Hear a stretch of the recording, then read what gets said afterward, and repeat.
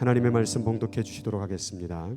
전도서 3장 1절에서 11절 말씀. 범사에 기한이 있고 천하만사가 다 때가 있나니 날 때가 있고 죽을 때가 있으며 심을 때가 있고 심은 것을 뽑을 때가 있으며 죽일 때가 있고 치료할 때가 있으며 헐 때가 있고 세울 때가 있으며 울 때가 있고 웃을 때가 있으며 슬퍼할 때가 있고 춤출 때가 있으며 돌을 던져 버릴 때가 있고 돌을 걸을 때가 있으며 안을 때가 있고 앉는 일을 멀리할 때가 있으며 찾을 때가 있고 잃을 때가 있으며 지킬 때가 있고 버릴 때가 있으며 찢을 때가 있고 꿰맬 때가 있으며 잠잠할 때가 있고 말할 때가 있으며 사랑할 때가 있고 미워할 때가 있으며 전쟁할 때가 있고 평화할 때가 있느니라. 일하는 자가 그의 수고로 말미암아 무슨 이익이 있으랴. 하나님이 인생들에게 노고를 주사 애쓰게 하신 것을 내가 보았노라. 하나님이 모든 것을 지으시되 때를 따라 아름답게 하셨고 또 사람들에게는 영원을 사모하는 마음을 주셨느니라. 그러나 하나님이 하시는 일의 시종을 사람으로 증명할 수 없게 하셨도다. 아멘. 우리 옆 사람하고 인사 나누겠습니다. 아직도 하나님이 당신을 사랑하십니다. 아직도 하나님이 당신을 사랑하십니다. 아직도 하나님이 여러분을 사랑하는 줄 믿습니까? 그래서 숨 쉬고 있는 거예요. 아직도 숨을 쉬고 있다라는 것, 그것은 하나님이 우리와 함께 계시고 있다는 사실을 믿으시기 바랍니다. 오늘 한생명 사랑 주간 또한 나바오 파송 예배로 드리고 있습니다. 한생명 사랑 주간은 한 달에 한 번씩 말씀, 믿음이 연약한 분들, 또 아직 교회 처음 나오신 분들에게 또 하나님의 말씀, 왜 우리가 하나님을 믿어야 되며 우리가 신앙생활을 해야 되는 그런 가이드를 위해서 약간은 쉽고 또 다시 한번 인생을 돌아보는 그런 말씀을 전하고자 이 말씀을 전하고 있습니다. 특별히 이 전도서의 말씀은 우리 인생을 다시 한번 돌아보게 하는데 아주 귀한 하나님의 성경 말씀이라고 생각이 듭니다. 오늘 제목은 바로 때입니다. 때. 시간입니다. 오늘 본문 가운데에서 말씀하시는 그 때의 시간을 어떤 학자는 이렇게 인생이라는, 삶이라는 것은 네 가지의 계절로 이루어졌다라고 정의를 했다고 합니다. 봄이라는 것, 사람이 이 땅 가운데 태어났다 그 말입니다. 이 땅에 태어나서 아이의 시기를 보내고 있는 삶, 그것이 봄 때를 맞이하고 있다. 그 봄의 때를 맞이하고 이 땅에 태어나면 이제 점점점 자라나게 되는 여름이라는 성장기를 겪게 된다는 것입니다. 그래서 아이들이 이 땅에 태어나고 아이들이 하는 일이 뭐겠습니까? 자라나는 거 아니겠습니까? 마찬가지로 이 땅에 태어났다고 한다면 이렇게 자라날 수 있다는 거. 여기도 다 어린아이로 태어났지 어른으로 태어난 분은 없지 않습니까? 그죠? 태어날 때마다 그냥 어깨가 좀 뻐근하네 이렇게 태어난 사람은 없습니다. 다 말도 못하는 응애 하는 아이로 태어나서 어느덧 말하고 움직이는 이렇게 어른이 된 것이죠. 또한 그 성장기로 멈추는 것이 아니라 이제 삶을 살아가는 가운데에서 열심히 성장하고 노력했다고 한다면 결실을 맺는 가을의 시기가 있다라는 것입니다. 그래서 인생을 살다 보면 어떤 사람들에게는 아직 봄의 시기에 일들을 맞이하는 사람이 있고 또 여름의 시기, 또 가을의 시기를 맞이하는 사람도 있습니다. 아울러서 우리에게는 또 겨울이라는 게 있습니다. 겨울은 정체기라고 그러는데 정체기 혹은 소멸기라고도 얘기를 합니다.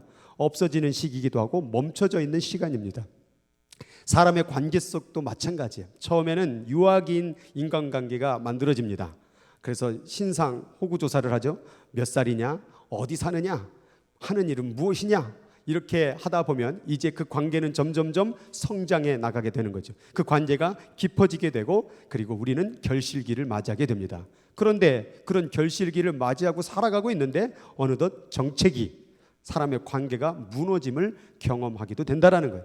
그런데 정체기를 맞이했다고 해서 너무 낙담할 것이 없습니다. 다시 봄을 시작할 수가 있는 것입니다. 다시 시작하면 됩니다. 그래서 우리들 마음 가운데 다시 시작해서 다시 자라나고 또 열매 맺고 또 열매 맺고 끝나는 게 아니라 거기서 또 무너질 수 있기 때문에 항상 조심하며 경계하며 그런 긴장감, 거룩한 긴장감을 가지고 나아가야 되는 거예요. 우리의 신앙도 처음에 유아기로 시작하는 사람이 있죠. 다 누구나 시작하죠. 그런데 성장을 해야 되기 되겠죠. 그리고 열매를 맺어줘야 되겠죠. 그런데 어느 정도 교회를 다니다 보니까 갑자기 정체되는 시기를 겪기도 하죠. 근데 거기서 끝나는 게 아닙니다. 다시 또 회복의 역사가 일어날 줄 믿습니다. 그래서 인생의 이 사계절을 통하여 신앙의 사계절을 볼 수 있어야 되고, 또한 신앙의 사계절을 통하여 사람 간의 관계의 사계절을 볼 수가 있어야 되는 것입니다. 지금 내 아내와 내 남편과는 어떤 시기에 있습니까? 그 어떤 시기든 간에 여기에 핵심은 뭐냐면 그것이 다 나의 인생이라는 거예요. 그래서 유아기라고 해서 멸시할 필요도 없고, 성장기라고 해서 우리가 언제 자라나나 걱정할 필요도 없고, 결실기라고 너무 자만할 필요도 없고, 정체기라고 이제 끝났구나 생각할 필요가 없다라는 거예요. 모든 인생의 시간들이 봄이든 여름이든 가을이든 겨울이든 나의 인생이라는 거예요. 내 신앙도 나의 이러한 봄과 여름, 가을, 겨울의 신앙이 다 우리의 것이라 그 말이에요. 그러니까 다른 사람의 어떤 그런 겨울의 신앙의 어떤 인격의 겨울의 시기를 본다고 한다면 너무 멸시하거나 무시하지 마세요. 그 사람도 다시 자라날 수 있는 시간이 있을 줄 믿습니다. 그래서 우리가 봄과 여름과 가을과 겨울의 인생의 사계절을 통하여 신앙도 바라보고 사람도 바라보아 모든 것을 하나님 안에서 감사로 올려드리는 우리의 인생이 되기를 주의 이름으로 축복합니다. 전도서 오늘 3장 1절에 이렇게 시작합니다. 범사에 기한이 있고. 여러분, 사람은 영원한 존재가 아닙니다. 이 땅에 있는 모든 것들은 영원한 것이 하나도 없어요.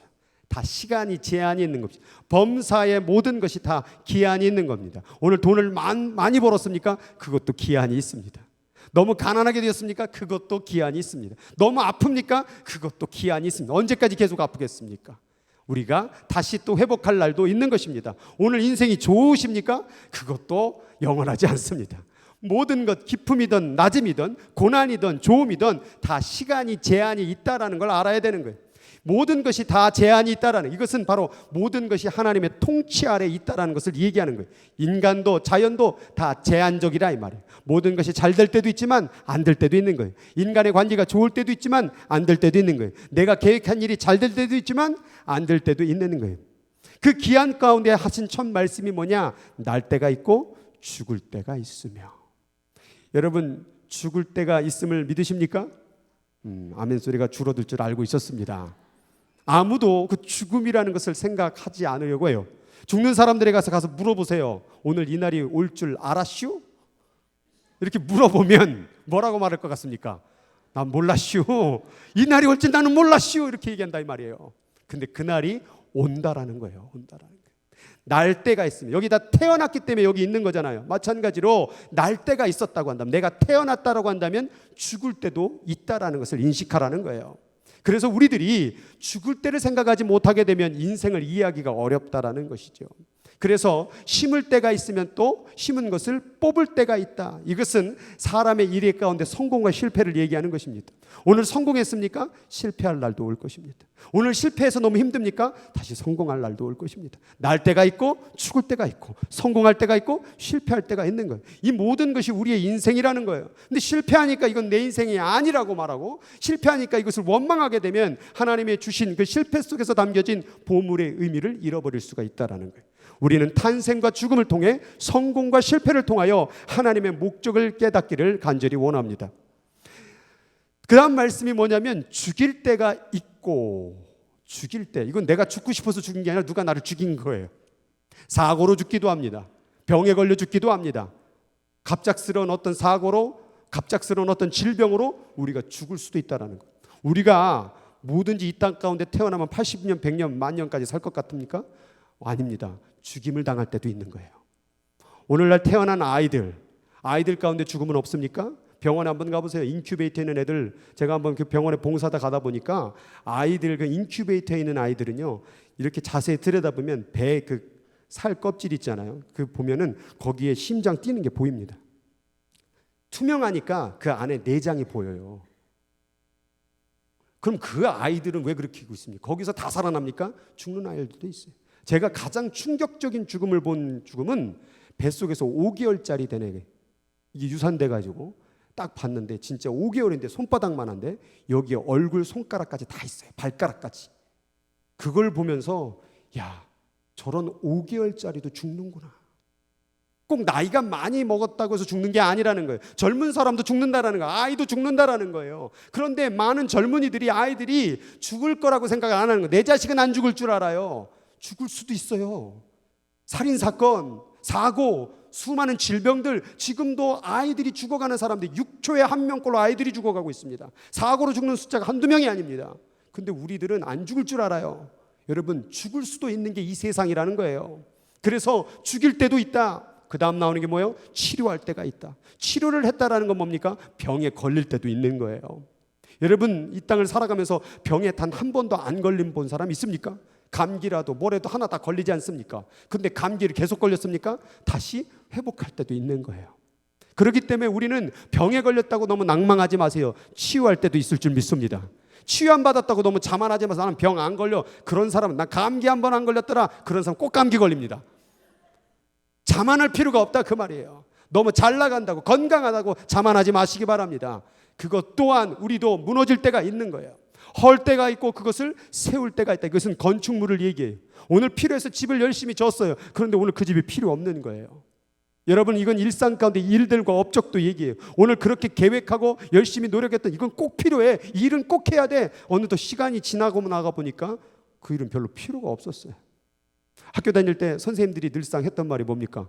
공부 열심히 해. 근데 인생을 살다 보니까 공부 뭐 열심히 한 건 안 한 거나 다 거반 똑같이 살아가는 모습을 보면서 마치 공부가 인생의 전부인 것처럼 가르쳤던 선생님들이 얄밉기도 하더라고요.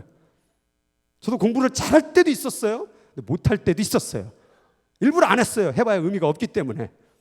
그래도 열심히 했습니다. 장학금도 탄 적도 있고 뒤에서 논 적도 있었습니다. 오늘 내가 중요하다고 반드시 해야 되는 일들을 가지고 꼭 주장하다가 사람하고 관계 무너뜨리지 말기 바랍니다. 시간 흘러가면 별일도 아닌 것 가지고 꼭 굳이 해야 되겠다고 고집 부리다가 사람 관계 다 망쳐놓고 결국 그것이 쓸모없는 일들을 맞이하는 우리들의 어리석음. 여러분, 잘 될 때도 있지만 안 될 때도 있고 오늘 꼭 필요한 일들이 시간이 지나가면 아무런 필요 없을 때도 있는 것입니다. 그 다음 나오는 게 울 때가 있고 웃을 때가 있고, 여기에 담겨진 의미는 장례식과 결혼식이에요. 인생에 있어서 가장 슬픈 날이 바로 장례식이고 가장 기쁜 날이 결혼식이라고 대표적으로 얘기를 합니다. 오늘 장례식을 겪는 사람들도 분명히 있습니다. 사람은 울 때가 있습니다. 그런데 우리가 울 때도 있겠지만 웃을 때도 있는 거예요. 내 남편이 혹은 내 배우자가 이 땅을 떠났지만 또 내 자손들이 결혼하는 모습을 볼 때 다시 흐뭇하게 웃음을 지을 날도 올 수 있다는 거예요. 그래서 장례를 당했다고 해서 너무 비통하고 애통해하지 마세요. 시간이 흐르다 보면 그것 또한 넘어가는 기쁨을, 선물을 받을 수도 있다는 거예요. 너무 기쁘다고 오늘 장가 갔어, 결혼했다고 너무 좋아하지 마시기 바랍니다. 인생을 살아보니까 또 어떻습니까? 그렇게 좋아했던 결혼이 내가 이것을 왜 했을까? 라고 후회와 한탄을 살고 있는 사람들도 있다는 거예요. 갑자기 너무 박장대소가 터져버렸어요. 여러분, 모든 일이 좋을 때도 있지만 안 좋을 수도 있는 거예요. 안 좋을 때도 있지만 좋을 때도 있다라는 거예요. 그럼 우리들이 해야 될 일이 뭐냐? 로마서 말씀처럼 즐거워하는 자들과 즐거워하고 우는 자들과 함께 울면 되는 거예요. 그래서 우리들이 이러한 일들을 겪을 때마다 우리가 너무 그 슬픔과 아픔에 빠지지 말길 바랍니다. 물론 슬픈 일을 당하면 슬퍼할 수밖에 없지만 그 일이 인생이 끝난 게 아니라 그 말이에요. 그리고 너무 좋은 일이 생길 때 그것이 내 인생이 계속 펼쳐질 거라고 너무 자만도 하지 마시기 바랍니다. 그것이 바로 울 때가 있고 웃을 때가 있고 슬퍼할 때가 있고 춤출 때도 있다라고 말하고 있는 거예요. 또 말하는 것이 돌을 던져버릴 때가 있고 돌을 거둘 때가 있다라는 거예요. 오늘 그 돌이 필요했어요. 그런데 필요 없어졌어요. 그래서 돌을 던져버렸어요. 그런데 어느덧 건물을 지으려고 하니까 그 돌이 필요한 거예요. 오늘 쓸모없다고 버렸던 일들, 오늘 필요 없다고 쓸모없는 사람이라고 내몰았던 사람들, 그 사람이 나중에 언젠간 쓰임을 당할 수도 있다라니까요. 오늘 그렇게 싫었던 그 인간이 시간이 지나 보니까 그래도 그 사람이 있었으면 좋았을 걸, 이렇게 생각날 때도 있는 것입니다. 예전에 제가 아르바이트를 할 때에 한 가발 공장에서 일했던, 여러 가지 아르바이트 업종이 있었지만 가발 공장에 일했던 그 경험이 있었는데, 그때 그 장로님이 한 분 계셨어요. 그때 그 장로님이 저한테 잘은 친절은 해주셨어요. 그러나 돈의 문제에 있어서는 친절하지 않으셨어요. 돈을 조금 줬다 그 말이죠. 그런데 이렇게 일을 하다 보니까 아무래도 그때 제가 신학생이고 전도사였지만은 그렇게 말하더라고요. 물론 뭐 그럴 수도 있겠죠. 물론 일하다 보니까 회사에서는 당신을 전도사로 부르지 않습니다 하고 이제 반말을 이제 하더라고요. 이제 저를 조금 근데 반말을 하는 건 이해를 하겠는데 조금 더 넘어서서 조금 안 좋게 행동을 하더라고요. 근데 언젠간 제가 어린이 부흥회 이렇게 하면 강사로 돌아다닐 때 그 장로님 교회를 만나게 되었습니다. 그때 그 어색한 표정을 이루 말할 수가 없습니다. 오늘 무시했던 그 사람이 언젠간 다시 만나게 될 날이 있을 것입니다. 오늘 무시했던 그 사람이 어느덧 여러분의 사장님이 되어서 나타날 수도 있고요. 여러분이 그렇게 존경했던 사장님이 어느덧 그렇게 무시당하는 사람으로 변모될 수도 있습니다. 너무 아부할 것도 없고 너무 무시할 것도 없습니다. 돌을 던져버릴 때가 있고 돌을 거둘 때가 있습니다. 내가 필요 없다라고 그렇게 소리질러 놓고 나중에 그거 찾는다고 옆 사람한테 요청하고 또 필요 있다고 해놓고선 나중에 필요 없다고 버릴 때도 있으니 우리는 너무 자신이 하는 일에 대해서 너무 고집부리고 주장하지 마시기 바랍니다. 우리는 마음을 열어놓고 살아야 된다는. 또한 아는 때가 있고 아는 일을 멀리할 때가 있다라고 말하고 있어요. 이것은 사랑하는 여인을 안을 때도 있지만 사랑하는 여인을 안을 일을 멀리할 때도 있다라는 거예요. 쉽게 말하면 첫사랑이죠. 첫사랑을 영원히 안고 싶었죠. 그런데 그 첫사랑과 멀리 보내줘야 될 날도 있었더라고요. 제 인생을 보니까. 근데 지금 아직까지도 제가 그 첫사랑을 안기를 원했다고 한다면 지금 만난 그 여인을, 그 사랑스러운 여인을 만나지 못했을 것입니다. 아직도 첫사랑 타령입니까? 멀리 보낼 일이 있을 것입니다. 우리의 사랑은 영원하지 않습니다. 오늘 그 사랑했던 그 사람이 영원토록 함께할 거라고 장담하지 마세요. 청년들이 그러한 사랑에 빠져가지고 꼬십니다. 나는 너를 영원히 사랑할 거야. 이렇게 영원히, 너는 죽도록 이렇게 강조하는 사람은 다 새빨간 거짓말입니다. 강조하면 강조할수록 그것이 변질될 가능성이 많습니다. 왜냐하면 그 변질을 숨기기 위해서 강조하는 것이에요. 사랑하면 사랑한다고 말하지 나는 너를 끝까지 사랑할 거야. 죽도록 사랑할 거야. 이것은 거의 거짓말이 많습니다. 그 말에 속지 않는 여자분들이 되길 주의 이름으로 축복합니다. 난 당신밖에 없어. 그 거짓말입니다. 누가 또 있을 수 있습니다.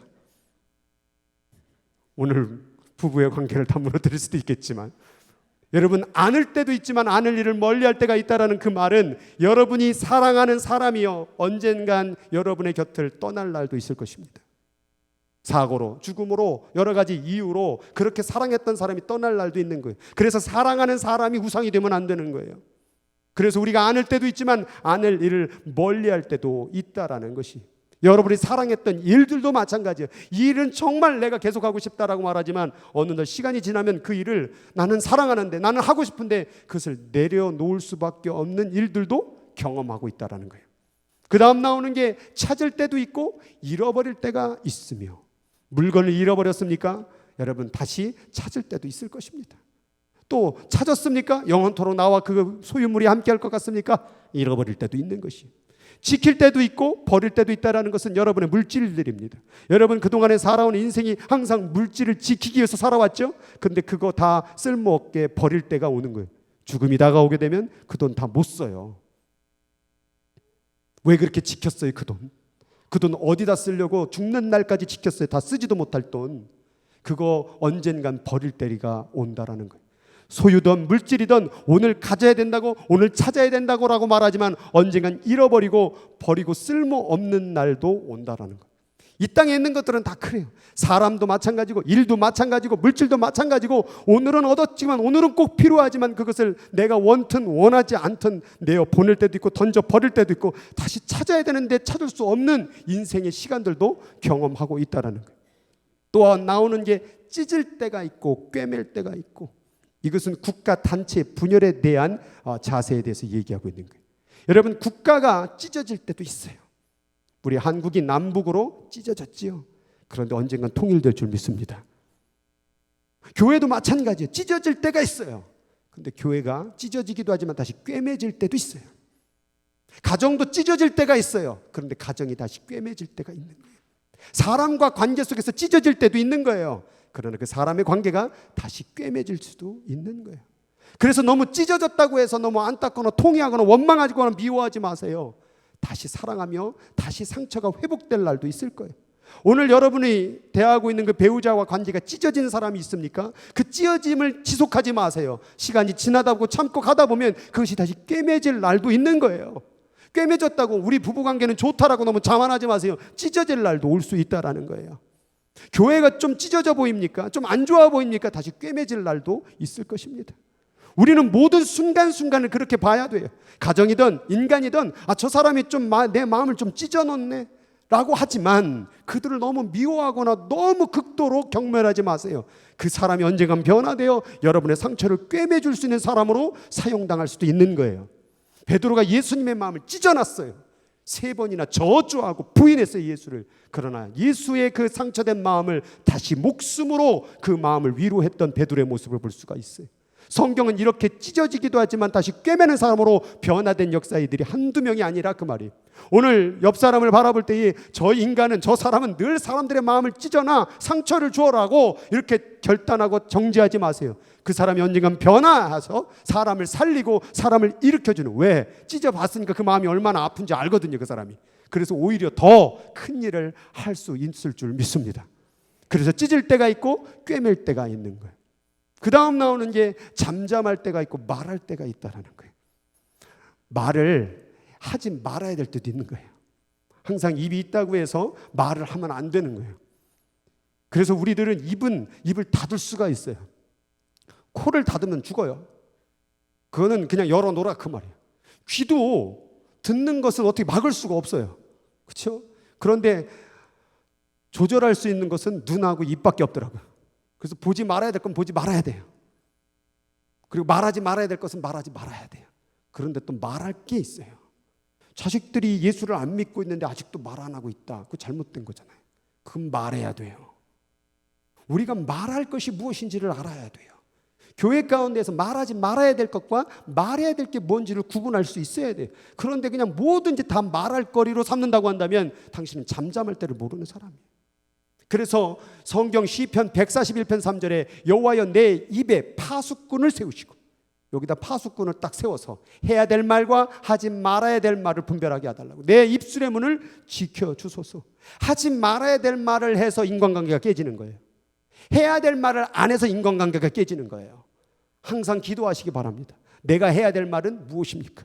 저 사람에게 해야 될 말은 무엇입니까? 하지 말아야 될 말은 무엇입니까?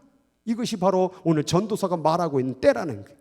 사랑할 때가 있고 미워할 때도 있는 거예요. 왜 저 사람은 날 미워해? 라고 말하지만 여러분, 미워하는 사람이 마음이 변화되어서 여러분을 사랑하게 되면 더 많이 사랑할 수 있습니다. 여러분 마음을 아프게 한 사람이 마음이 돌아서면 여러분을 더 열심히 섬겨줄 수도 있다는 거예요. 그래서 우리가 사랑할 때도 경험하고 미워할 때도 경험해야 돼요. 미워할 때도 우리 인생사예요. 겨울이란 인생사예요. 그러나 다시 사랑할 때도 올 수 있을 거예요. 전쟁할 때가 있고 평화할 때도 있을 것입니다. 교회가 좀 분란스러울 수도 있어요. 그러나 다시 평화할 때도 올 것입니다. 나라가 좀 분란스러울 때도 있어요. 그러나 나라가 다시 평화할 때도 있을 것입니다. 교회가 잘 됐다고 해서 너무 교만하지도 마세요. 안 될 때도 있을 것입니다.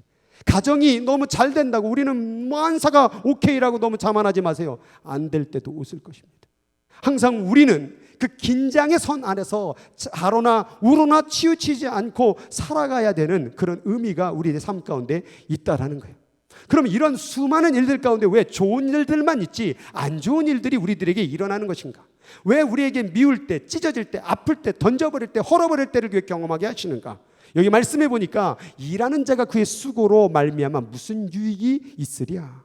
이 얘기는 뭡니까? 사람이 아무리 땀 흘리고 눈물을 흘려도 그 때를 조정할 수 없음을 얘기하고 있는 거예요. 여러분이 아무리 땀 흘려도 찢을 때를 막을 수가 없는 거예요. 여러분이 아무리 눈물을 흘려도 그 아플 때를 막을 수가 없는 거예요. 여러분이 아무리 좋다 한들 세상 가운데 이 환경의 때를 막을 수가 없다라는 거예요. 그럼 이 때를 누가 정하셨느냐? 저 말씀해 보니까 하나님이 인생들에게 노고를 주사 하나님이 만드셨대요. 하나님이 아프게 하셨대요. 하나님이 괴롭게 하셨대요. 하나님이 우리의 마음을 찢어놓은 일을 허락하셨대요. 때로는 우리를 미워하는 일에 허락하셨대요. 때로는 내 마음이 힘들고 괴로워하는 일을 허락하셨대요. 왜 이 노고를 주실 것일까? 왜 이 아픔을 주시는 것일까? 왜 이 괴로움을 주시는 것일까? 그 다음 말씀에 이렇게 나와 있습니다. 같이 한번 읽겠습니다. 시작. 하나님의 모든 것을 지으시되 때를 따라 아름답게 하셨고 사람들에게는 영원을 사모하는 마음을 이거예요. 바로 이 땅은요, 지구는 불안해요. 지구는 완전하지 않아요. 모든 것이 소멸해요. 이것은 지금 마그마라는 용암 위에서 지금 들끓고 있는, 움직이는, 지금도 지각이 움직이는 그 위에 우리의 집을 짓고 사는 거예요. 언제 태풍의 위험, 언제 지진의 위험, 언제 사고의 위험이 될지 모르는 세상이. 그러면 이러한 세상의 아픔과 찢어짐과 고난을 통하여 무엇을 보게? 영혼을 사모하는 마음을 주셨다, 그 말이에요. 이 땅이 완전하고 이 땅이 평안하고 이 땅이 항상 좋으면 어느 누구도 하나님을 바라보지 않습니다. 그런데 이 땅의 불안함을 통하여 드디어 무엇을 보기 시작하는 거예요? 하늘을 보기 시작하는 거예요. 그래서 아무리 돈이 많이 있어도 자신의 인생을 지킬 수가 없어요. 돈이 많다고 해서 안 죽습니까? 돈이 많다고 해서 질병이 안 걸립니까? 아무리 병원을 가서 정기적인 체크업을 받아도 사람은 죽고 병들어요. 삼성의 회장님 지금 어디 있어요? 병원에 계시잖아요. 왜 그 많은 돈으로 왜 자신의 생명을 연장하지 못합니까? 식물인간으로 그게 사는 겁니까? 결국 돈으로, 자신의 힘으로, 자신의 땀으로, 노력으로, 그 수고로 말미암아 우리 인생을 지킬 수 있는 때가 없다라는 거예요. 우리는 그 때를 맞이할 수밖에 없는 거예요. 그런데 뭐하면? 하늘을 바라보면 때를 따라 아름답게 하셨음을 경험할 수 있다라는 거예요. 그래서 우리들 가운데 인생의 꼬임을 겪게 되는 거예요. 인생의 그런 아픔을 겪는 거예요. 찢어짐을 겪는 거예요. 미움을 받기도 하는 거예요. 그래서 그것을 통하여 계속 사인이 뭡니까? 너 이제 좀 하늘을 볼 때가 왔어. 너 이제 기도할 때가 왔어. 너 이제 하나님을 간구할 때가 왔어. 근데 계속해서 안 해요. 뻗팅겨요. 그리고 뭘 해요? 기도하지 않고 하나님을 찾지 않고 불평해요. 원망해요. 저주해요. 싸우고 있어요. 우리는 이 안 좋은 때를 통하여 하나님을 찾아야 될 줄 믿습니다. 당신이 힘들고 괴롭고 찢어지게 아픈 그 순간은 하나님 찾으라는 하나님의 음성이에요. 당신이 지금 하나님을 안 찾고 있으니 그 괴로움 속에 절망 속에서 살고 있다라는 사실이에요. 그 음성이 들리지 않습니까? 너 하나님을 찾아야 돼. 이제 하늘의 눈을 들어서 네 인생을 다시 바꿔야 돼 라고 말하고 있는데 우리는 귀가 먹었나 봐요. 안 들리나 봐요. 그래서 낭망하는 거예요. 그래서 저주하는 거예요. 그래서 계속 낙담하고 그렇게 자신의 인생을 비관하는 거예요. 여러분 마음 가운데에서 하나님의 평안이 머물면 하나님이 함께하고 있고 여러분이 하늘을 보고 있다는 증거예요. 근데 여러분 마음 가운데 평안하지 못하고 있다고 한다면 지금 여러분 지금 하늘을 못 보고 있는 거예요. 하나님을 보면 평안이 옵니다. 근데 여러분이 안 보니까 평안이 없는 거예요. 이 땅을 보니 늘 불안한 거예요. 내 돈도 어떻게 될지 모르겠고 인간관계도 어떻게 할지 모르겠고 내 건강도 어떻게 될지 모르겠고 그래서 땅을 보면 불안해요. 그런데 하늘을 보면 이 땅을 보지 말고 하늘을 보면 거기서부터 완전함, 평안함, 기쁨이 넘치게 되는 거예요. 내 마음속에 왜 행복이 없는가? 내 마음속에 왜 평안함이 없는가? 하늘을 보지 않았기 때문에. 하늘을 보지 않았기 때문에. 하늘을 본다라는 것은 바로 기도하는 것을 얘기하는 거예요. 당신이 하나님의 이름을 부르지 않고 있잖아요. 계속 사람 원망, 그 사람이 이래서 그렇고 저 사람이 어때서 그렇고 여러분 그 위에 있는 하나님을 보시기 바랍니다. 사람은요, 여러분 미운 사람 있어요? 미운 사람은 그냥 잘못이 없어요. 그 사람의 잘못은 뭐냐면 그 속에 있는 사탄의 말을 들었기 때문이지. 그래서 사람은 미워하지 말고 사탄은 미워하라 그런 말이 있어요. 여러분 그 사람이 왜 그런 행동을 했을까요? 그 사람이 왜 그렇게 분을 냈을까요? 그 사람이 왜 내 마음을 찢어놨을까요? 사탄이 그 속에 들어가서 그 마음을 휘뚫어 놓는 거예요. 그럼 우리가 그런 사람을 볼 때 어떤 데 마음으로 돼야 돼요? 아유 불쌍한 사람 기도해 줘야 되겠지. 근데 우리의 실수가 뭐냐면 그런 행동이나 말을 하는 사람을 사탄과 그 사람을 하나로 동일시 만들어버려요. 그래서 악인이란 말이 나와요. 여러분 사람이란 존재는요 선악과와 같아요. 선악과는 선도 아니고 악도 아니에요. 그런데 그것을 따먹으면 뭐가 돼요? 악이 돼요. 근데 그것을 지키면 뭐가 돼요? 선이 돼요. 사람이란 존재가 하나님과 붙들고 사면 뭐가 돼요? 선한 존재, 의로운 존재가 돼요. 근데 이 사람이란 존재가 악과 결탁이 되면 악한 존재가 되는 거예요. 그럼 사람이란 그 자체는 선도 아니고 악도 아닌 선택의 존재인데 이 선택의 존재가 어떻게 살느냐에 따라서 사람에게 상처를 주고 사람에게 기쁨을 주기도 한다라는 거예요. 그 사람이 내게 왜 상처를 주고 있습니까? 사단의 소리를 들었기 때문에 그래요. 사단의 소리는 뭐예요? 정죄하고 험담하고 비난하고 그 사람 무너뜨리게 하고 이게 바로 사단이 하는 일들이에요. 그럼 사단에게 이용된 그 영혼이 불쌍하지 않습니까? 어떤 분들은 지금 동성연애 퍼레이드가 돌아다니고 있는데 저 인간들은 죽여야 된다고. 여러분 그 사람들 죽으면 안 돼요. 회개하고 돌아와야지. 불쌍하게 여겨야 돼요. 그러나 죄는 미워야 돼요. 그것을 주관하고 있는 사단의 세력들을 미워하고 그러한 동성연애를 하고 있는 사람들을 불쌍히 여겨야 되고 그들이 회개할 수 있도록 기도를 해야 되는데 이걸 하나로 보는 거예요. 사탄의 족속들이라고. 여러분, 그렇게 함께 묶어서 보게 되면 그 사람이 미워집니다. 동성연애가 미워지게 되면 우리가 해야 될 일이 뭡니까? 예수 안 믿는 사람이 미워지게 되면 우리가 해야 될 일이 뭡니까? 저 미운 사람 뭐하러 전도합니까? 미운 사람 뭐하러 하나님 말씀 전합니까? 예수 안 믿는 사람은 미워하는 대상이 아니에요. 불쌍히 여겨야 될 사람이지. 죄를 짓는 사람들은, 내 마음을 상처를 주는 사람들은 미워할 대상이 아니라 불쌍히 여겨야 되는 존재라는 사실이에요. 그걸 깨닫지 못하면 우리는 계속 원망만 하다 인생을 보낼 수밖에 없다는 거예요. 그래서 이것을 통하여 깨달은 첫 번째, 모든 시간은 하나님의 통치 아래 있다. 지금 이 모든 지구라는 것, 어떻게 하면 고난과 역경과 광야라는 시간을 왜 주고 있는 줄 아세요? 여러분, 이 세상을 통하여 하늘을 보게 만드는 거예요. 얼마 전에 인터넷 기사 가운데서 보니까 실험을 했는데 여러 사람들에게 30일 동안 빛을 보여주지 않고 그 감옥 같은 칠흑 같은 데서 30일간 버티면 10만 불을 주겠다고. 그런데 거기에 들어갔던 사람들이 하루 이틀 만에 환청을 들리고 환영을 보고 다 미쳐 죽을 것 같아서 뛰어나왔대요. 그럼 만약 여러분들이 빛 하나 보이지도 않는 곳에서 거기서 머물러서 살아야 된다고 한다면 여러분들의 욕구가 뭘까요? 빛을 보기를 원할 거예요. 빛이 많이 있다고 해보세요. 빛을 보기를 원합니까? 뭐 눈 들으면 빛인데 뭐하러 빛을 보기를 원합니까?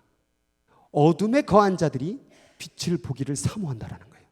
마찬가지로 이 세상이 그럼 왜 이렇게 불안하고 악이 많고 상처가 많고 미움이 많고 깨짐이 많고 이런 일들이 벌어집니까? 이 세상이 악하면 악할수록 우리는 눈을 들어 하나님을 보게 된다라 그 말이에요. 그래서 하나님은 그 통치 가운데에서 하늘을 보게 하기 위해서 이 땅 가운데 어둠의 일들을 지금 잠시 내버려 두고 있다는 사실이에요. 그 통치를 믿으십니까? 악을 가만히, 아직도 사단의 일들을 가만히 내버려 둠으로 말미암아 하늘을 보게 하고자 하는 하나님의 통치가 있다고 한다면 우리는 그 사실을 바라보며 어떤 고난도 역경도 이겨낼 줄 믿습니다. 두 번째는 하나님의 그러한 시간 앞에서 순복을 경험하게 되는 거예요. 내가 노력해도 안 되네, 땀 흘려도 안 되네, 눈물을 흘려도 안 되네. 그래야 비로소 하나님 앞에 무릎 꿇는 거예요. 그냥 무릎 안 꿇습니다. 자기 뜻대로 되고 자기 마음대로 되고 자기 계획대로 다 돼보세요. 누가 하나님 앞에 무릎을 꿇습니까? 부자도 안됨을 경험합니다. 부자도 죽음을 경험합니다. 그래야 비로소 하나님 앞에 순복을 경험하게 되는 거예요. 지금 이 땅의 불안함, 이 땅의 고난, 이 땅의 찢어짐, 이 땅의 괴로움, 이 땅의 상처는 지금 하나님 앞에 무릎 꿇러 난 소리래요. 근데 그 사인을 모르고 뭐 하고 있어요? 그 사람만 저주하고 있어요. 그 사람만 미워하고 있어요. 그 사람 미워하라고 지금 그 시간을 준 것이 아니라 하나님 앞에 무릎 꿇으라고 순복을 경험하라고 주신 시간인 줄 믿으시기 바랍니다. 그래서 우리는 그런 인간관계에 그리고 일에 그런 실패를 경험하게 되는 거예요. 세 번째는 하루하루의 삶의 의미는 하나님의 통치에 달려있다는 거예요. 이 얘기는 하루하루의 주제가 있어요. 주제. 지난번에 선교를 다녀왔을 때 제가 뭐라고 말했냐면 선교의 이번 선교의 주제는 그리고 뭐라고 말했어요? 주님의 인도함이라고 얘기했죠. 사람이 각각 인생을 살아가는데 삶의 하루의 주제가 있어요. 하루에 오늘 하나님 나의 주제는 무엇입니까? 오늘 내가 살아야 될 주제는 무엇입니까? 오늘 이 하루의 주제는 무엇입니까? 내일 하루의 주제는 무엇입니까? 그런데 주제가 지금 뭘로 바뀌었어요? 오늘은 무엇을 먹을까? 오늘은 무엇을 입을까? 오늘 어디로 가볼까? 이게 주제가 아니에요. 하나님의 주제가 있는데 우리 인간들이 주제 파악을 못해요. 하루하루의 주제가 있다니까요. 이 사람을 만난 주제가 있다라니까요. 내가 오늘 이 자리에 앉은 주제가 있다라니까요. 그게 하나님의 임재, 하나님의 통치가 있어야 그 주제를 찾는 건데 그 통치를 못 느끼고 주제의 임재를 못 느끼고 자꾸 불평만 하고 있는 거예요. 어려운 일도 주제가 있고 잘된 일도 주제가 있어요. 하나님은 좋은 일에도 하나님의 음성이 있고 안 좋은 일에도 하나님의 음성이 있어요. 하나님은 악도 선으로 만들어내는 능력이 있으신 분인 줄 믿으시기 바랍니다. 고난 속에도 하나님의 귀한 음성이 더 좋은 음성이 담길 수 있어요. 그래서 우리는 어떤 순간에도 이 주제를 찾아야 돼. 주제를. 주님 내게 주제를 가르쳐 주옵소서. 제발 좀 주제 파악 좀 하게 도와주세요. 그게 우리 기도 제목이 돼야 돼. 네 번째는 하나님은 우리의 끝을 반드시 복으로 마무리한다는 사실이에요. 오늘 좀 힘드세요? 마음이 찢어져서 아플 것 같아요? 그게 인생 끝이 아니에요. 인생이라는 건 요한계시록 가운데 뭐라고 말하냐면 내가 너희를 향하여 10일 동안 잠시 환난을 당하겠으나 요한계시록은 인생을 10일로 봤어요. 10일. 기껏 아파봐야, 그거 찢겨봐야, 상처받아야 10일밖에 안 돼. 조금만 참어. 그러면 네 인생의 끝은 영원한 행복이 될 거야 라고 말하고 있는 거예요. 근데 인간이 그거 조금 못 참아가지고 화를 버럭 내버리는 거예요. 하고 싶은 말을 딱 던져버리는 거예요. 너도 내 마음 찢어놨지? 너도 한번 찢겨짐 당해봐라. 이런 식으로 참지 못해서 결국 서로 찢김 당해서 서로 괴로워하고 결국 하나님도 버려 사람도 버려 결국 인생 망하는 길을 택하고 있다는 거예요. 여러분 하나님은 반드시 여러분을 가장 인생 가운데 누릴 수 있는 행복으로 마무리하시는 줄을 믿기를 바랍니다. 하나님의 끝은 반드시 행복이요, 하나님의 끝은 반드시 감사요, 하나님의 끝은 바로 영광이 될 줄 믿으시기 바랍니다. 아, 그게 내 하나님이구나. 오늘 고난스럽지만 내일 다시 평강이 올 것이다. 내일 어려움이 올지라도 반드시 그 모레는 올 것이다. 그리고 오늘 계속 내일도 빛이 안 보일지라도 내 인생이 끝남이 이 땅에 그렇게 고난으로 끝나도 나는 영원한 행복으로 살게 될 것이다. 그게 신앙이에요. 다섯 번째는 모든 때를 믿음으로 받아들이면 우리는 행복할 수 있어요. 그러면 이 땅에 어려움 당했다고 그거는 행복할 수 없습니까? 아니에요. 그 시간도 이것도 하나님의 주권 가운데 있구나라고 받아들이면 그 순간도 행복할 수 있는 거예요. 어려운 일이 당할 때, 고난을 당할 때, 찢겨짐을 당할 때 믿음으로 받아들이세요. 주여, 내가 믿습니다. 이 모든 때에 하나님의 주권이 있음을. 그러면 우리 마음 가운데 평안이 넘쳐요. 그리고 하나님의 통치 아래에서 계속 그렇게 가다 보면 우리는 한 번의 행복이 아니라 영원한 행복을 누리게 되는 것입니다. 그래서 결론이 이것입니다. 아무것도 염려하지 말고 오직 모든 일에 뭐라고요? 기도하라. 그래서 이 성경 구절이 나온 거예요. 같이 읽겠습니다. 시작. 아무것도 염려하지 말고 오직 모든 일에 기도와 간구로 너희 구할 것을 감사함으로 하나님께 아뢰라. 그리하면 모든 지각에서 뛰어난 하나님의 평강이 그리스도 예수 안에서 너희 마음과 생각을 지키시라. 나 오늘 마음 찢겨졌어요. 나 오늘 마음 괴로워요. 나 힘든데 하나님 어떡합니까? 근데 하나님 저 때가 있다면서요. 평안하고 싶습니다. 근데 안 평안한데요. 그것은 무엇이냐? 기도하지 않았기 때문에 그래요. 기도했어요. 기도 덜 했어요. 기도는 얼만큼 해야 되느냐? 시간의 중요성이 아니라 여러분 마음 가운데 하나님의 임재가 임하고 평안이 임할 때까지 기도해야 된다는 사실이에요. 많은 분들이 이 사실을 깨닫지 못하고 기도 조금 하다가 불안하니까 기도해봐도 별 소용이 없네라고 말하는데, 그걸 놓고 기도를 더 해보세요. 하루 1시간, 2시간 계속 기도해보세요. 평안이 안 올래 안 올 수가 없다니까요. 저도 여러분 여기 이렇게 대하고 있지만은 지금 저하고 이제 우리 교회 지금 애들까지 한 450명 됐는데 1대 450이에요 지금. 그럼 450명이 한마디만 하면 450마디, 두 마디씩 하면 900마디인데 이 900마디 1600마디 막 10,000마디의 말을 하는 것 가운데 제가 이길 수 있는 힘이 어디서 있겠습니까? 그건 기도밖에 없어요. 기도하면 스스로 다 잠잠해지고, 기도하면 자들이 질렀다가도 갑자기 회개하고 돌아오고, 기도밖에 없다라는 거예요. 기도해도 안 되던데 내가 조금 더 기도를 덜 했구나, 또 다시 기도하면 돼요. 그러면 결국은 다 꼬꾸라지게 돼 있는 거예요. 오늘은 마음 아프게 하지만 끝까지 기도하는 자들에게는 다 꼬꾸라질 줄 믿습니다. 그러니 기도하는 자는 반드시 승리하는 거야. 아무것도 염려하지 마. 오직 모든 일에 기도와 간구 드려봐. 그러면 모든 지각, 모든 뛰어난 지혜를 주신 하나님이 너희 마음과 생각을 지키시리라. 이게 우리가 기도 가운데 얻어야 될 응답이라는 거예요. 이거 있으십니까? 그게 있어야 신앙생활 잘하는 거예요. 이것도 경험해보지 못하고 한번 찢김 당했다고 나 이제 살기 싫어, 나는 교회 안 나갈래, 나는 그 인간 안 볼래. 기도 좀 하세요. 좀 기도를 안 하기 때문에 그런 일들이 벌어지는 거예요. 그 마음가짐이 지금 사단의 소리를 듣고 있는 거예요. 기도해보세요. 다 이겨내는 것입니다. 1,000명의 호스피스 환자 가운데 의사 전문가들이 바라보고선 책을 쓴 게 있어요. 그게 뭐냐면 죽을 때 후회하는 25가지. 죽을 때 후회하는 25가지의 책을 쓴 게 있는데, 거기에 보면 의사 선생님이 이렇게 물습니다. 환자들에게 지금 무엇을 가장 후회하고 있나요? 그런데 답변이 뭔지 아세요? 선생님, 제 인생은 뭐였던가요? 뭘 후회하냐고 물어봤는데, 지금 후회고 뭐고 자식하고 내가 지금 죽게 생겼는데 내 인생이 뭐죠? 나는 도대체 뭐한 인생이지? 살아온 인생이 맨날 그냥 찢김당하고 미워하고 싸우고 거짓말하고 죄 짓는 인생. 내 인생은 도대체 뭐한 인생이지? 내 인생의 주제는 뭐지 도대체? 무엇을 먹을까? 무엇을 마실까? 어디로 갈까? 내 인생이 이건가? 하나님, 내 인생이 뭐예요? 내 인생이 도대체 뭐죠? 이게 죽음 앞에 가운데에서 질문되어지는 질문이라는 거예요. 그래서 이 얘기를 통하여 25가지가 나왔는데 25가지는 나중에 책사 읽어보시고 이제 몇 가지만 소개해 드릴게요. 첫 번째는 사랑하는 사람에게 왜 고맙다는 말을 많이 하지 못했을까? 이제 죽을 날이 가까우니까 왜 그동안에 내 사랑했던 사람들에게 왜 고맙다는 말을 하지 못했을까? 너무 당연하게 여기고, 당연히 남편은 돈 벌러 가는 줄 알고, 당연히 아내는 밥 해줄 줄 알고, 애 키우는 줄 알고, 왜 고맙다는 말을 안 했을까? 애들도 힘들게 열심히 그 교육받느라 고생하는데 왜 열심히 공부해줘서 고맙다는 말을 못할까? 잘 자라나줘서 고맙다는 말을 왜 못했을까? 옆에 있는 사람에게 왜 옆에 앉아줘도 고맙다는 말을 못했을까? 왜 고맙다는 말을 그렇게 아꼈을까? 두 번째는 좀 더 왜 친절하지 못했을까? 나는 왜 이렇게 악만 썼을까?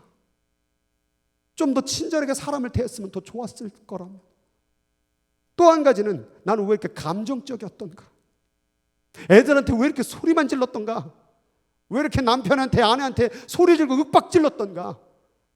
왜 이렇게 나는 감정적으로 사람을 대하는가? 조금 열받으면 막 소리 지르고, 조금 열받으면 에이쌍, 욕하면 안 되는데 크게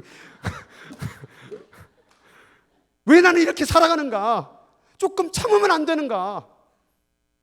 그리고 또 한 가지가 나오는 게 나는 왜 죽도록 일만 했는가? 뉴욕에 한 분이 꿈이 BMW 빨간색 차 사가지고 뚜껑 칵 열리는 거 사가지고 플로리다까지 그냥 사우스 그냥 밟아가는데 경찰이 세우면 끊어, 또 밟고 또 끊어. 이게 꿈이었던 분이 계셨어요. 저한테 늘상 오면은 전도사님, 제 꿈이 뭔지 아세요? BMW 빨간색을 사가지고요 그냥 막 밟는 거예요. 딱지 끊어, 그냥 끊어. 그러고 있는데 그분이 진짜 어느 날 빨간색 BMW 스포츠카를 타고 온 거예요. 그래서 와, 집사님 꿈을 이루셨네요. 딱 웃더라고요. 근데 한 달 뒤에 갑자기 병원에서 뵀어요. 목사님, 암이래요. 나는 왜 죽도록 일만 했던가?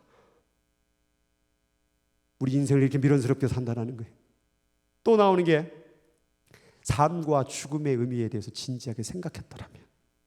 나는 왜 죽음을 생각하지 못했다? 살궁리만 했지 죽을 날을 준비하지 못했다라는 거예요.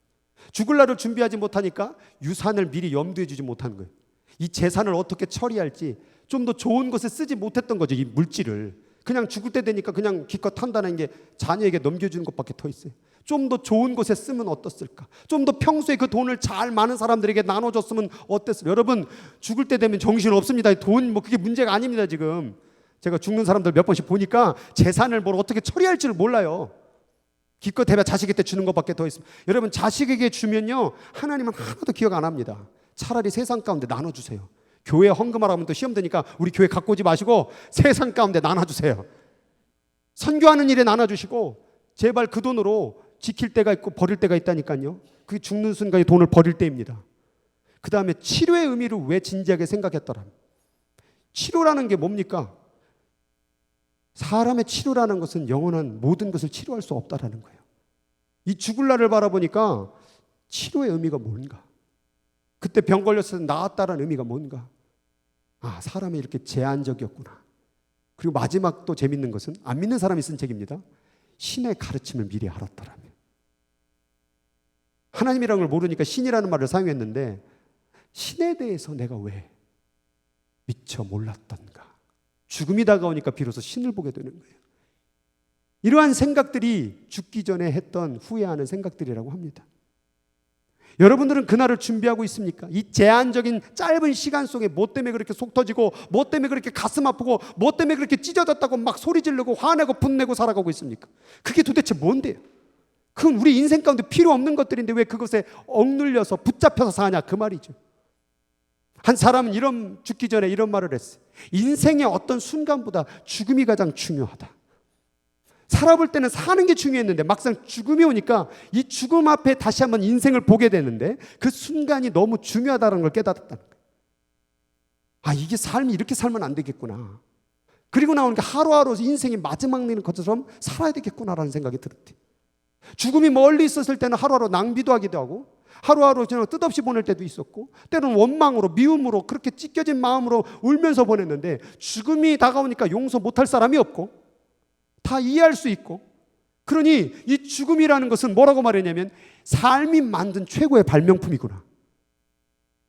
인생 가운데 가장 큰 스승은 죽음이란 말도 있습니다. 죽음이 사람을 제대로 가르친대. 그 다음 나오는 게 죽음은 삶을 변화시키는구나. 갑자기 변한 사람 보면 뭐라고 말합니까? 왜 이렇게 갑자기 사람 변해? 죽을 때가 됐나? 죽을 때가 되니까 사람 변한다라는 거야. 사람은 죽으면 다가오면 그때서 생각이 고쳐지게 되는 거야. 나는 왜 이렇게 돈만 벌고 살았지? 왜 사랑하지 못했지? 왜 고맙다는 말을 하지 못했지? 왜 하나님에 대해서 더 진실하게 더 섬기지 못했지? 죽는 순간이 오니까 변화가 일어나게 되다라는 거예요. 그리고 나온 말이 당신의 삶에도 죽음이 온다. 그리고 인생을 낭비하지 말라. 아플 때도 있겠지. 찢겨질 때도 있겠지. 그런데 그것 때문에 인생 낭비하지 마. 억울한 시간 때문에, 고통 시간 때문에 인생을 감사로 보낼 수가 없는 이 낭비 어찌할 거냐. 이 말을 누가 했을까요? 이 말은 애플 컴퓨터를 만든 스티븐 잡스가 한 말입니다. 근데 재밌는 게 있어요. 어디서 태어났어요? 샌프란시스코에서 태어났어요. 우리 동네 주민이에요. 어디서 돌아가셨어요? 팔로알토. 샌프란시스코에서 태어나시고 팔로알토에서 돌아가신 동네 주민께서 우리들에게 말했었어요. 인생 낭비하지 마라. 아픈 것 때문에 인생 소비하지 마라. 찢겨진 것 때문에 나는 억울해서 못 살겠다라고 그렇게 시간 낭비하지 마라. 우리에겐 그럴 시간도 아깝다. 우리에게 주어진 인생, 하나님 앞에서, 사람들 앞에서 얼마나 아름답게 보내고 감사하게 보내고 기쁘게 살기에도 너무 짧은 10일밖에 안 되는 인생 속에서 나는 무엇하며 인생을 보내고 있는가? 원수된 마음, 미운 마음, 찢겨진 마음에 억울해하며 원망으로 세월 낭비하지 마시고, 남편의, 배우자, 아내의 안 좋은 몸만 발견하다가 시간 낭비하지 마시고, 기왕이면 얼마 삼지 못하는 우리 인생 속에서 아내의, 남편의 좋은 점 발견해 주시고, 자녀에게 소리만 질러대지 마시고 자녀의 좋은 점도 칭찬해 봐 주시고, 고맙다는 말도 해봐 주시고, 잘못한 게 있으면 내도 미안하다라고 말해 주시고, 교회 생활하는 가운데서 뭐 인생 뭘 있다고 그렇게 지지고 볶고 싸우고 난립니까? 그냥 좀 이해하고 넘어가면 어떻습니까? 우린 그렇게 시간, 그것도 아까워 죽겠어. 기왕이면 한마디라도 따뜻한 말 한번 더 해주고, 한마디 위해서 더 기도해주고, 우는 자들과 함께 울어주고, 함께 웃는 자들과 함께 웃어주는 시간을 보낸다고 한다면 이 얼마나 아름답겠습니까? 여러분, 우리에겐 문제가 없어요, 사실은. 근데 문제는 뭐냐? 우리가 그렇게 부정적으로 생각하는 그 생각이 문제예요. 우리는 인생의 아픔도 괴로움도 다 선으로, 감사로 바꿔낼 수 있는 능력을 가진 자들이에요. 그럼 그것을 왜 우리는 활용하지 못하는가? 우리는 왜 사단이 준 부정된 마음을 가지고, 왜 우리는 인생의 문제를 더 크게 만들어서, 마치 가끔 그런 말들 하면 큰일 났다고, 야단 났다고. 야단 없어 이 세상에. 큰일은 없어 이 세상에. 기껏 인생 해봐야 죽기밖에 더 하겠소. 뭐 이렇게 야단이요, 뭐 이렇게 큰일이 났소. 큰일 하나도 없습니다. 기껏해야 죽는 것밖에 없는 이 인생, 짧은 인생 속에 죽어도 감사, 살아도 감사, 배고파도 감사, 배불러도 감사, 때론 찢겨져도 다시 꿰맬 때 있을 것이고, 꿰맬 당했다고 자만할 것도 없고, 다시 인생 가운데 늘 감사하고 산다면 아무것도 염려하지 말고 오직 모든 일에 기도와 간구로 너희 구할 것을 감사함으로 아뢰라. 그리하면 모든 지각에서 뛰어난 하나님의 평강이 너희 마음과 생각을 지켜줄 거야. 널 반드시 행복으로 마무리하실 거야. 그걸 믿을 수 있겠니? 그러니 인생 가운데 너무 억울함으로 시간 낭비하지 말고 감사로, 기쁨으로, 영광으로 살아라. 그것이 바로 전도서의 말씀이에요. 솔로몬 왕이 말했어요. 인생은 헛되니 낭비하지 마라. 미워한다고 너무 극도로 미워할 필요도 없고, 억울하다고 너무 억울해할 필요도 없고, 마음 찢겨졌다고 소리질러 원망할 필요도 없다. 그게 다 인생이다. 그게 다 인생이야.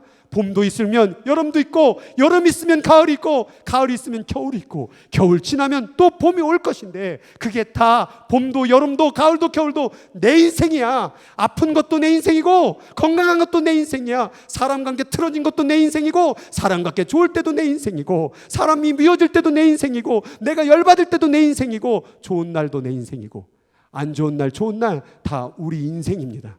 그 인생을 받아들이는 가운데 하늘을 바라보게 되면 모든 것이 아름다우니 우리는 하나님께 영광의 예배를 드리지 아니할 수가 없을 줄 믿습니다.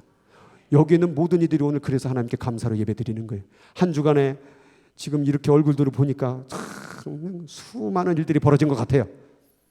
그런데 오늘 이렇게 나와서 하나님께 찬송 드릴 수 있다는 것, 하나님 바라보면 찬송 부를 수 있을 줄 믿습니다. 오늘 시간 기도를 통하여 우리의 모든 어려움과 고난을 감사로 찬양으로 이겨낼 수 있는 하나님의 백성 되기를 원합니다. 합심으로 같이 주의 이름 한 번 부르시고 기도하도록 하겠습니다.